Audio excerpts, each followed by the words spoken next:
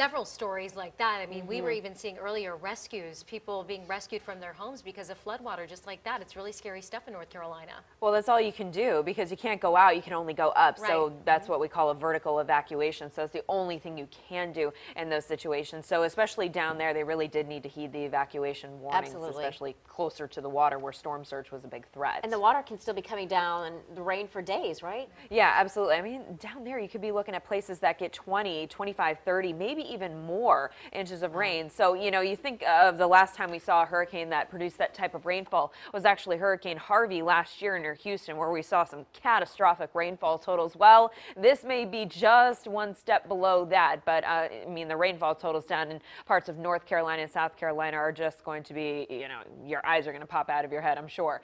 Now, here's a look at our Super Doppler 10 radar, where we do have this on a 6-hour loop. Again, it did make landfall earlier this morning right around Wrightsville Beach, and since then we can certainly see some of where those heavier downpours are, some of those heavier rain bands. And because this is just not moving very fast, as I've been saying, it has a lot of time to drop a lot of water on localized areas. So that's why some of the rainfall totals could be in excess of 20 to 25 inches in some places.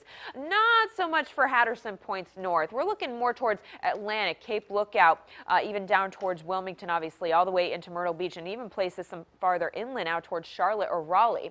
So as you can see, we're still contending with some heavy rain over towards Morehead City, out towards Atlantic and Cape Lookout. Right now, Hatteras, you're catching some light to moderate rainfall, same for Ocracoke Island. We also have some heavier downpours across some of the outer bands associated with Florence. We have some heavy downpours near Capron, over towards southern parts of Suffolk near Reynoldston, over towards Ahoskie, Rich Square, Murfreesboro, and they don't move very fast. So this is where we can see some of the higher rainfall totals here in Hampton Roads. Now, our tornado watch is flashing here, which is usually indicative of the fact that they actually may reissue this. But either way, we still need to watch out for the possibility of a quick water spout to spin up or a quick tornado.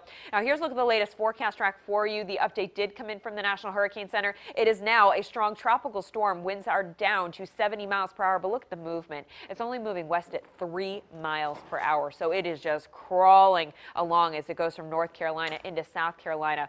It will continue to cross right in between Columbia and Charleston heading into tomorrow afternoon. And then once we go into Sunday, it's going to make a very sharp turn up to the north as basically a remnant low. But as it makes that turn, we are still going to catch some of the outer bands associated with Florence all the way from Sunday into Monday, possibly even as late as Tuesday. And then once we get into middle of next week, it'll be picked up by the jet stream.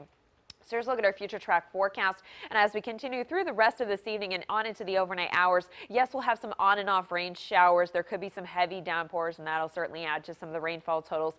Even heading into tomorrow, it's not going to be a steady rainfall from start to finish. When we're not dodging the raindrops, which will be intermittent, we will have mainly cloudy skies. Just like today, you occasionally try and see the sun peek through the clouds. Not hugely successful, though.